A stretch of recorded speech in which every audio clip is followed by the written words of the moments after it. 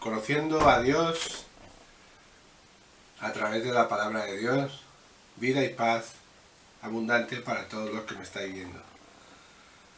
Estamos estudiando la carta de Tesalonicenses, estamos en la primera de Tesalonicenses, capítulo 1.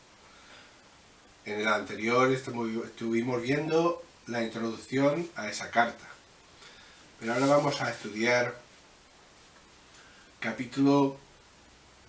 el primer capítulo y versículo por versículo, para que nos entendamos un poquito más acerca de esta carta. El capítulo 1, versículo 1 nos está diciendo: Pablo, Silvano y Timoteo, a la iglesia de los tesalonicenses, en Dios Padre y en el Señor Jesucristo, gracia a vosotros y paz. Como podemos ver, el apóstol Pablo es el autor de esta carta, ¿no? Su vida, vamos a ver parte de su vida, un testimonio de sí mismo, acerca del apóstol Pablo. En Hechos, capítulo 9, versículo 22 al 26, nos dice: pero Saulo mucho más se esforzaba y confundía a los judíos que moraban en Damasco, demostrando que Jesús era Cristo. Pasados muchos días, los judíos resolvieron en consejo matarle, pero sus acechanzas llegaron al conocimiento de Saulo, y ellos guardaban las puertas de día y de noche para matarle. Entonces los discípulos, tomándole de noche, le bajaron por el muro, descolgándole en una canasta. Cuando llegó a Jerusalén, trataba de juntarse con los discípulos, pero todos le tenían miedo, no creyendo que fuese discípulo. Claro, le tenían miedo porque él había sido perseguidor de los cristianos. Y él se esforzaba dentro de lo que él conocía de Jesús, a dar a conocer que Jesús era el Cristo. Pero claro, realmente como él había sido antes perseguidor de los seguidores de Cristo, pues entonces le resultaba difícil. Y en primera de Timoteo, capítulo 1, versículo 12, dice: doy gracias al que me fortaleció, a Cristo Jesús nuestro Señor, porque me tuvo por fiel, poniéndome en el ministerio, habiendo yo sido antes blasfemo, perseguidor e injuriador, mas fui recibido a misericordia, porque lo hice por ignorancia en incredulidad. Pero la gracia de nuestro Señor fue más abundante con la fe y el amor que es en Cristo Jesús. Palabra fiel y digna de ser recibida por todos, que Cristo Jesús vino al mundo para salvar a los pecadores, de los cuales yo soy el primero. Aquí él está reflejando que él fue perseguidor e injuriador de los cristianos y hasta los mandaba a la cárcel. En 2 Corintios, capítulo 11, versículo 16, dice: otra vez digo, que nadie me tenga por loco, o de otra manera recibidme como a loco, para que yo también me gloríe, es decir, me alegre un poquito, lo que Pablo no lo ha dado según el Señor, sino que en locura, con esta confianza de gloriarme.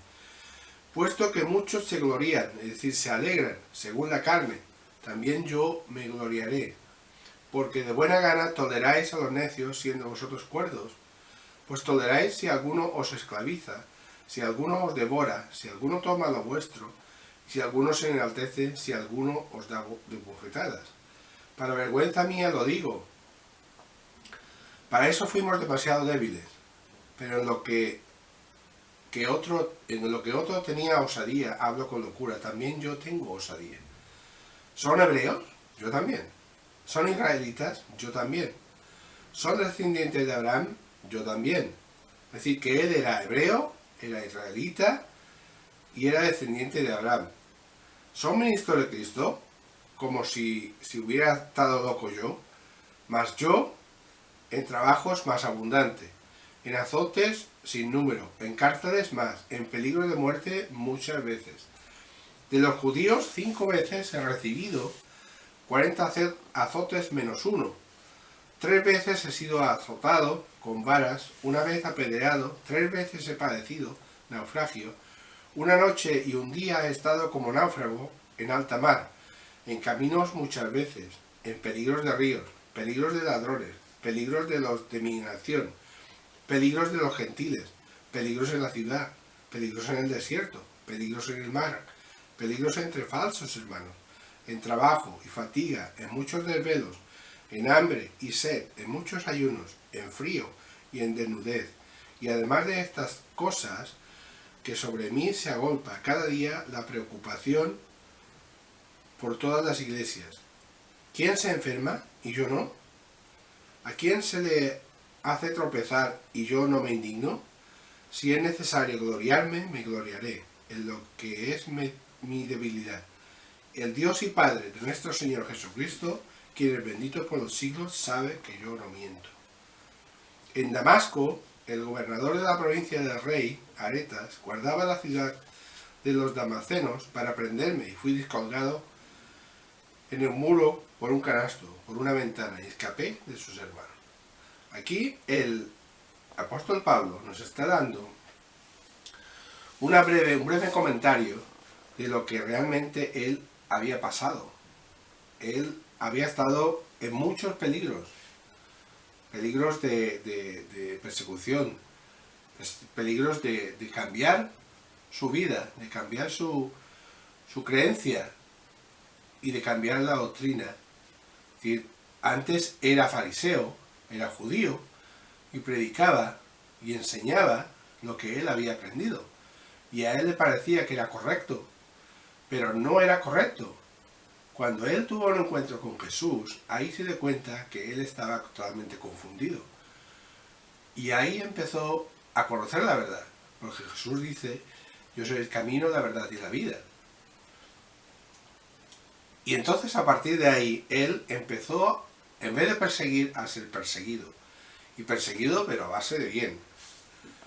Entonces, aquí nos dice: ¿alguien se enferma? Yo también. ¿A alguien se le hace tropezar? A mí también se me hace tropezar, ¿no? Entonces ahí vamos a ver el primer compañero que él tuvo. El primer compañero era Silvano, y Silvano es otro nombre para Silas. Se ha dicho que Silvano es el nombre largo de Silas. Este hermano era un miembro judío de la iglesia en Jerusalén y un ciudadano romano. Es decir, este compañero suyo era judío y además ciudadano romano. En Hechos 15:22 y el versículo 40 nos dice: entonces pareció bien a los apóstoles y a los ancianos con toda la iglesia elegir de entre ellos varones y enviarlos a Antioquía con Pablo. Y Pablo, escogiendo a Silas, salió encomendado por los hermanos a la gracia del Señor. Es decir, ahí los ancianos de donde estaba él eligieron a Silas para que acompañara a Pablo en su trayectoria de compartir la doctrina del Señor. El segundo compañero, Timoteo, fue un asistente del apóstol Pablo. Para información en cuanto a este personaje, ve los siguientes pasajes. Es decir, en Hechos 16:1, después llegó a Derbe y a Listra, y aquí allí había cierto discípulo llamado Timoteo, hijo de una mujer judía creyente, pero de padre griego, y daban buen testimonio de él los hermanos que estaban en Listra y en Iconio. Es decir, tenía buen testimonio, le daban buenas recomendaciones. En 2 de Timoteo 1:5 nos dice: trayendo a la memoria la fe no fingida que hay en ti, está hablando de Timoteo, la cual habitó primero en tu abuela Loida y en tu madre Eunice, y estoy seguro que en ti también. Y aquí en 1 de Timoteo 1:2, Pablo lo está definiendo como verdadero hijo en la fe. Y en Filipenses nos dice, capítulo 2, versículo 21, porque todos buscan lo suyo propio, no lo que es de Cristo Jesús. Pero ya conocéis los méritos de él, que como hijo a padre ha servido conmigo en el Evangelio. Es decir, que él estaba buscando no lo que era suyo, sino lo que es de Cristo Jesús. La carta a los tesalonicenses está dirigida específicamente a la Iglesia de Cristo que se congregaba en la ciudad de Tesalónica. Tesalónica era una de las ciudades de Macedonia, que es la parte norte de Grecia. Visitada por Pablo y sus compañeros Silas y Timoteo durante su segundo evangelístico. La ciudad era la capital de la provincia romana, un centro comercial situado en la ruta más importante, la Vía Ignacia, con una población también compuesta de judíos. Estos cristianos creían en Dios Padre y en Jesucristo, lo cual indica que estaban en una cercana relación con ellos. Para poder estar en Dios y en Cristo, la persona debe de obedecer el Evangelio de Cristo. Y en Romanos 6, versículos 1 al 4, nos dice: ¿qué diremos entonces? ¿Vamos a seguir pecando para que Dios se muestre aún más bondadoso? Claro que no. Nosotros ya hemos muerto respecto al pecado. ¿Cómo pues podremos seguir viviendo en pecado? ¿No saben ustedes que al quedar unidos a Cristo Jesús en el bautismo, quedamos unidos en su muerte? Pues por el bautismo fuimos sepultados con Cristo y morimos para ser resucitados y vivir una vida nueva. En Gálatas 3:27 nos dice: porque todos los que habéis sido bautizados en Cristo, de Cristo estáis revestidos. Es decir, estos versículos nos están diciendo: ¿vamos a seguir pecando? ¿Vamos a seguir haciendo lo que antes hacíamos? No. Pablo dice no. ¿Cómo podremos seguir viviendo en pecado? Y Pablo les dice: pero ustedes saben que si ustedes han sido bautizados y han sido unidos a Cristo, forman parte de la familia de Cristo. Dice: porque todos los que habéis sido bautizados en Cristo, de Cristo estáis revestidos.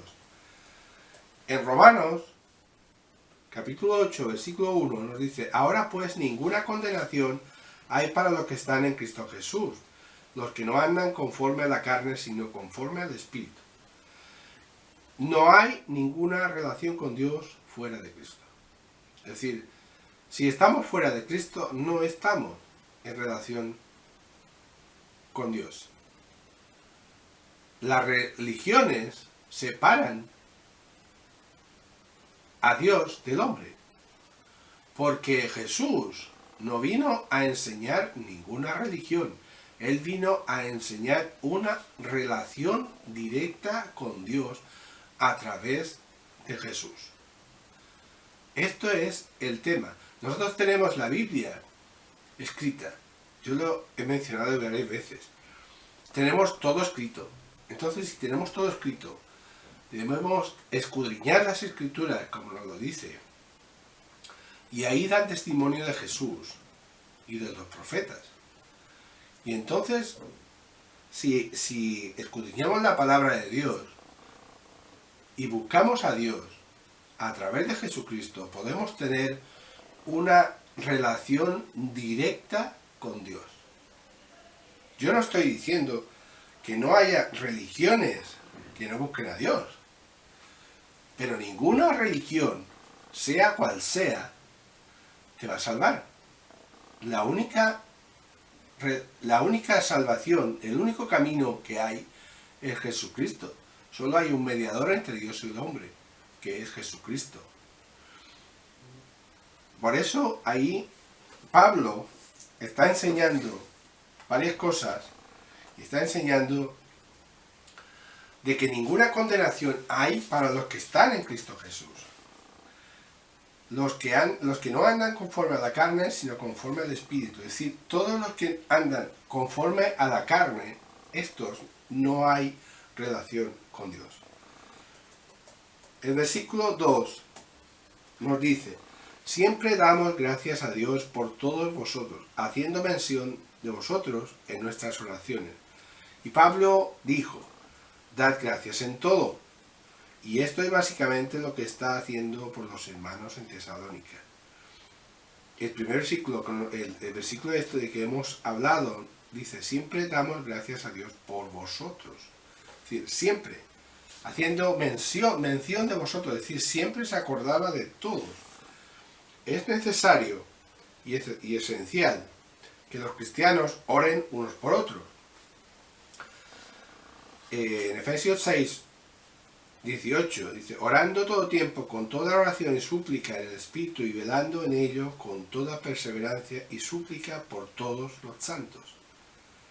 Es decir, los santos son las personas que estamos vivas y somos apartados por Dios. Los que hemos aceptado al Señor Jesucristo, estas son las personas que son santas. Cuando uno muere, y habiendo sido, por decirlo así, un santo, un escogido por Dios, ya deja de tener, por decirlo así, ese título. Ya no sirve, ya es un mero cadáver que está en la fosa.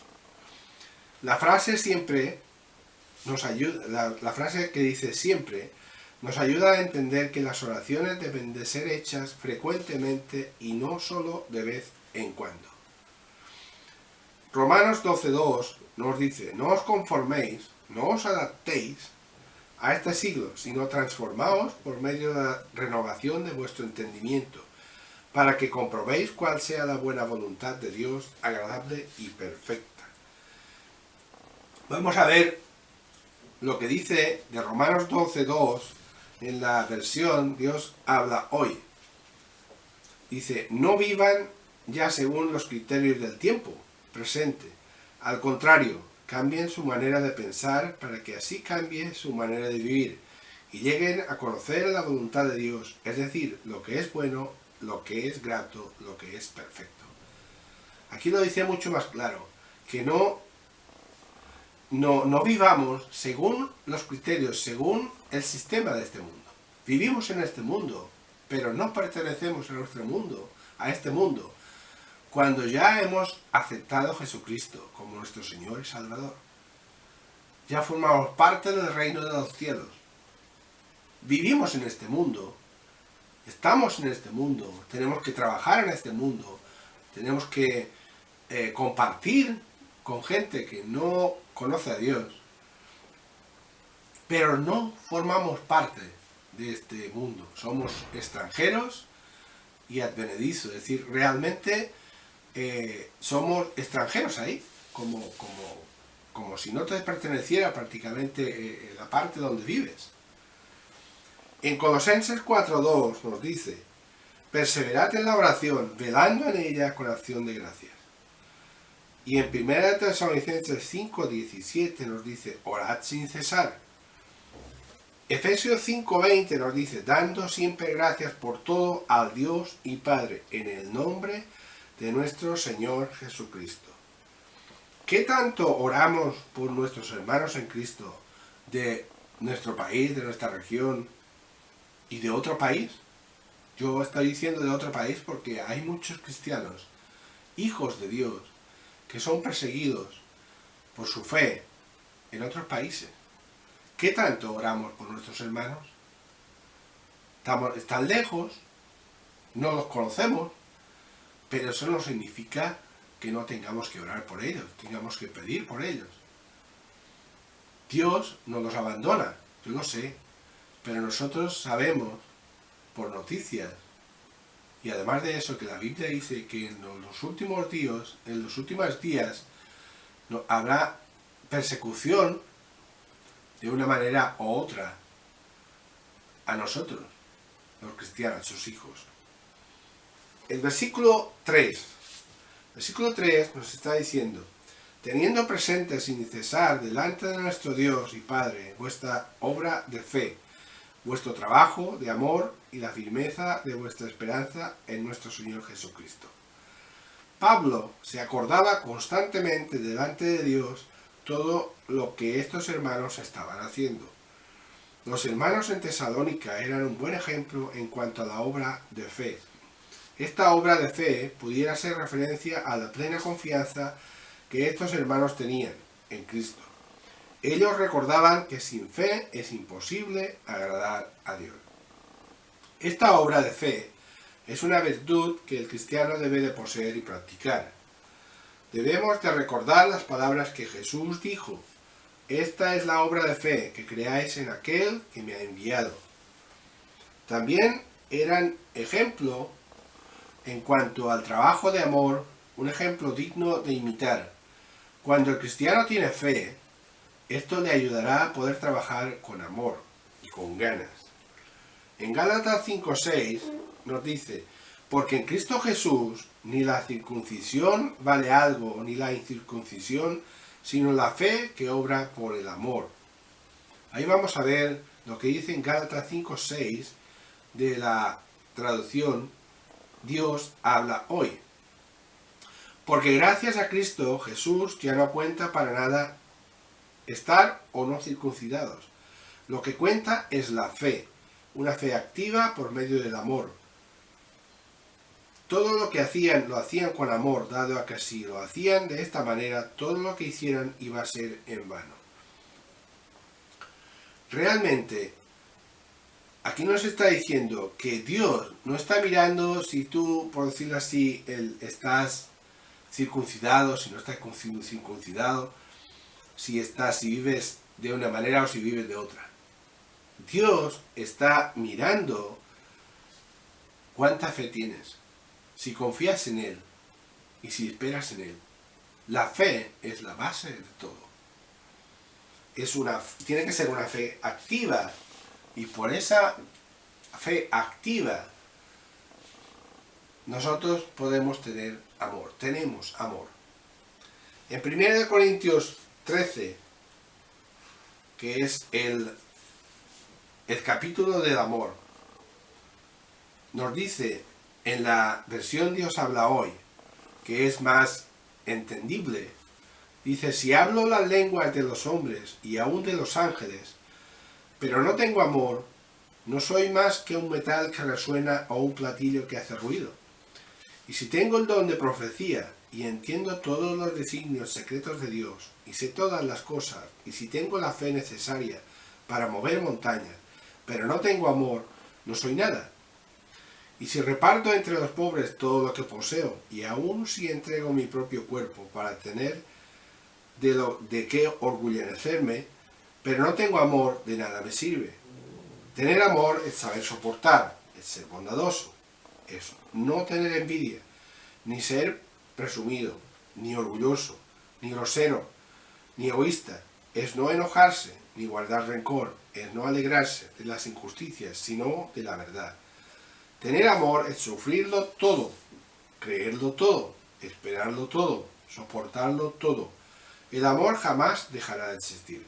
Un día el don de profecía terminará y ya no se hablará en lenguas, ni serán necesarios los conocimientos, porque los conocimientos y la profecía son cosas imperfectas, que llegarán a su fin cuando venga lo que es perfecto, que es Jesucristo. Cuando yo era niño, hablaba y pensaba y razonaba como un niño, pero al hacerme hombre dejé atrás lo que era propio de un niño. Ahora veremos de manera indirecta, como en un espejo y borrosamente, pero un día veremos cara a cara. Mi conocimiento es ahora imperfecto, pero un día conoceré a Dios, como Él me ha conocido a mí, siempre a mí.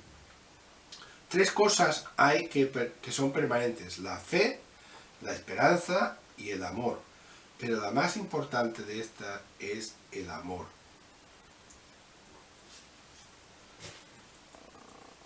Debemos de recordar que todo lo que hagamos lo debemos de hacer con amor. También eran ejemplos en cuanto a la firmeza de esperanza en Cristo. Estos hermanos habían reconocido que tenían un ancla del alma con su esperanza. En Hebreos 6, 18 nos dice: de estas 2 cosas que no pueden cambiarse y en las que Dios no puede mentir, recibimos un firme consuelo, los que hemos buscado la protección de Dios y hemos confiado en la esperanza que Él nos ha dado. Esta esperanza mantiene firme y segura nuestra alma, igual que el ancla mantiene firme el barco. Y esto les ayudaba a no ser movidos de su fe y de su amor. hemos estado viendo el tema de lo que estaba empezando a predicar, o lo que estaba predicando Pablo. Pablo tenía mucho amor, tenía mucho cariño a la gente de Tesalónica. Entonces, reflexionemos en el tema del amor que hemos leído.